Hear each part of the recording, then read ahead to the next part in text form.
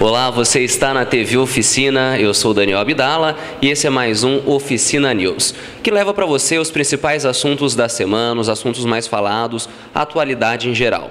E o assunto de hoje é a morte do presidente Hugo Chávez, que tem aí tomado todos os jornais e toda a nossa mídia. E mais uma vez, para conversar conosco, o diretor pedagógico do Colégio Cursinho Oficina do Estudante, Célio Tazinafo. Célio, mais uma vez, muito obrigado pela sua participação. Imagina, eu que agradeço. Célio, para a gente começar a falar sobre a morte do Chávez, mas para a gente fazer uma contextualização, né? O Chávez, ele era seguidor do bolivarismo. Fala um pouquinho para a gente dessa vertente política, para que o pessoal também que nos assiste esteja um pouco mais por dentro. Bom, antes de tudo, é preciso dizer que o Chávez conseguiu juntar uma tradição relacionada ao bolivarismo ao socialismo do século XXI.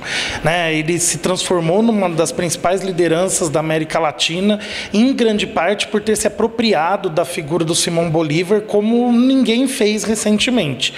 E, de alguma maneira, ele se apropriou do quê? Do princípio do pan-americanismo, ou seja, do estreitamento dos laços entre os países da América Latina contra o imperialismo capitalista europeu e principalmente norte-americano.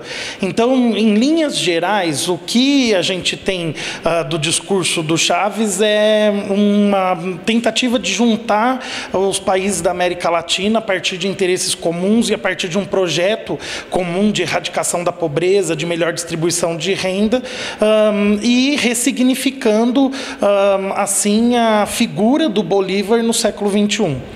Daí então o termo chavismo, né?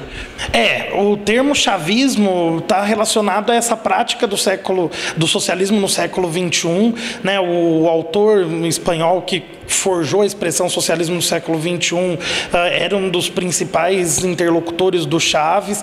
Tem a ver com distribuição de renda, erradicação da pobreza, maior intervenção do Estado na economia e principalmente um discurso anti-americanista, né? Sobretudo nos anos de gestão do George Bush Filho. Perfeito. Célio, a democracia, vamos falar entre aspas, né, da Venezuela, ela é um pouco contraditória. Até porque o Chávez, ele fechou aí inúmeros veículos de comunicação e é questionado por países vizinhos de que não é uma democracia plena. No seu ponto de vista, como que pode ser descrito ou falar da democracia venezuelana? Olha, ele não fechou tanta coisa assim, né? Na verdade, ele fechou uma TV que fez um estardalhaço, a RCTV, mas ainda continuou como canal a cabo, mas depois de infringir uma série de normas. De alguma forma, um dos pilares do socialismo do século XXI é a ampliação dos direitos democráticos para populações mais pobres e de baixa renda. Então, o Chávez instituiu, por exemplo, na Constituição que ele convocou depois de eleito presidente, os plebiscitos e referendos. O que fez o presidente Lula, por exemplo, dizer, na Venezuela a gente tem excesso de democracia e não falta. O ex-presidente americano Jimmy Carter, que foi observador internacional em vários processos eleitorais, também dizer que a Venezuela teria o sistema eleitoral mais aperfeiçoado do mundo. E esses mecanismos de plebiscito e referendo custaram mandatos a políticos, né? Então, bastava 20% dos eleitores subscreverem o pedido e o mandato entrava em referendo. O Chávez foi submetido a isso em 2004 e teve o mandato confirmado. Então, é controvertido porque, se você parte do princípio da democracia liberal representativa, o Chávez esvaziou um pouco as instâncias representativas, né? Ao transferir para a população por meio de plebiscito e referendo, esvazia o papel do legislativo. Agora, não deixa de ser uma democracia, né? Afinal de contas, as pessoas podiam se expressar livremente, né? A oposição podia se manifestar, teve aí um crescimento das eleições passadas para as realizadas em 2012 com o Chávez já doente, tem áreas da Venezuela que são governadas pela oposição, então não dá para falar que é uma ditadura, mas não é uma democracia liberal com instituições representativas tão fortes, por conta dos mecanismos de plebiscitos e referendos. Perfeito, Célio. Com a morte do Chávez, qual pode ser o grande líder agora da América Latina? Difícil. Na verdade, para a esquerda, o Chávez tendia a ocupar o lugar que era do Fidel. E agora fica um pouco órfão, porque sobra o presidente Lula, que a gente tem, no caso dele, uma atuação importante, um reconhecimento internacional, mas não com a dimensão e não com, né, a pirotecnia de um Chávez ou de um Fidel Castro. E a gente ainda depende para ver quem vai assumir esse lugar, porque o próprio irmão do Fidel anuncia que deixa a presidência de Cuba ao final desse mandato, daqui a 5 anos. Então é difícil dizer quem assume. De alguma maneira é um pouco trágica essa face para as esquerdas, que imaginavam no Chávez o herdeiro do Fidel, e ele acaba morrendo antes do Fidel. Nenhum palpite aí, Célio? Um achismo, né? Um achismo. Eu acho difícil. Acho complicado, porque o chavismo sobrevive sem o Chávez. Assim como o peronismo, né? Não que o chavismo seja um peronismo, não dá para dizer isso ainda, né? Mas é cedo, porque os próprios chavistas podem se fragmentar. E esse socialismo no século XXI, ele está se construindo nas práticas, né? O que há de comum é maior intervenção do Estado na economia, direcionamento de recursos, como eu disse, para a diminuição da pobreza.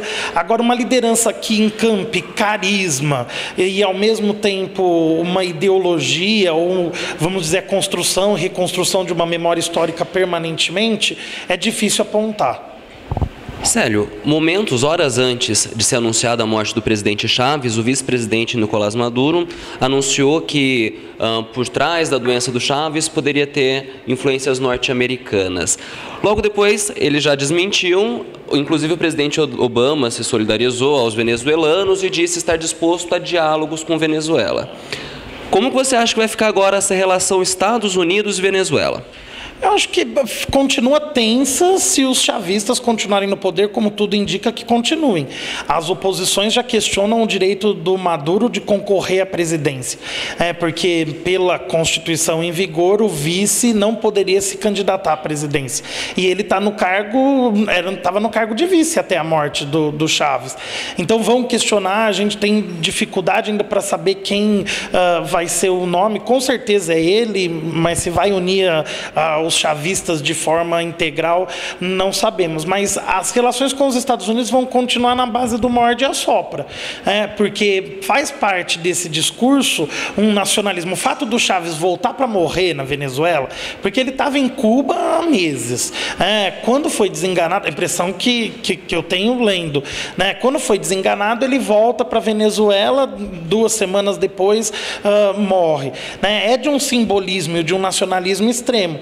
E aí, para reforçar esse nacionalismo, no caso da esquerda latino-americana, do chavismo, o mesmo de grupos específicos, como a gente tem no PT, no Brasil, bater nos Estados Unidos é uma maneira de reforçar a identidade de esquerda. Agora, isso na prática não se reverte em enormes prejuízos. Com o Obama, as relações melhoraram. Com o Bush as coisas eram muito mais tensas, mas a retórica vai continuar sendo anti-americana. Célio, você já comentou um pouquinho, mas como ficará o chavismo sem o seu líder maior? Olha, é difícil dizer. Se eles se mantiverem unidos, a gente tende a ter uma das vertentes mais importantes desse socialismo do século XXI via chavismo. Agora, há o risco deles se fragmentarem. Enquanto as oposições fincarem o pé e representarem vamos dizer, uma ameaça ou uma alternativa de poder, os chavistas devem se manter unidos. Do contrário, não. Há quem diga que o melhor era ter feito uma nova eleição com o Chávez vivo para até garantir a unidade dos chavistas. Mas é extemporâneo, como disse o professor José Alves da Unicamp, mencionar que o chavismo vai ser o peronismo no século XXI. É prematuro a gente dizer, não, vai superar o bolivarianismo. A gente tem que esperar para ver como ficam as ações do governo venezuelano a partir da realização de eleições e a partir do governo do vitorioso. Você acha que o assunto pode cair no vestibular? De que forma, em que aspectos o aluno deve focar? Bom, a economia latino-americana, a situação da diminuição da pobreza, são sempre temas de vestibular, né? A Venezuela é declarada território livre pela Unesco do analfabetismo desde 2006. O Chávez, com os recursos dos hidrocarbonetos, tirou muita gente que se encontrava abaixo da linha da pobreza. Então, os indicadores socioeconômicos da Venezuela são muito positivos durante todo esse tempo de governo de Hugo Chávez. Isso o aluno deve ficar atento. Afinal de contas, trata-se de desenvolvimento e subdesenvolvimento, que é um tema clássico. E, com certeza, podem aparecer perguntas sobre o que seria esse socialismo no século XX, eventuais definições de bolivarianismo e relações com o chavismo. Isso que a gente vê na imprensa. Agora, o aluno não deve ficar muito preocupado em ter definições específicas e fechadas, porque elas ainda estão sendo construídas. Mais importante é ele ter noção da distribuição de riqueza, do uso dos hidrocarbonetos e do papel do Estado na economia durante o governo Chávez. Célio, muito obrigado pela sua participação. Eu é que agradeço e convido os internautas a participarem, mandando questões e sugestões de pauta para os nossos próximos programas. É isso mesmo, você pode participar mandando e-mail para imprensa@oficinadoestudante.com.br. Muito obrigado pela sua companhia e até a nossa próxima edição. Tchau!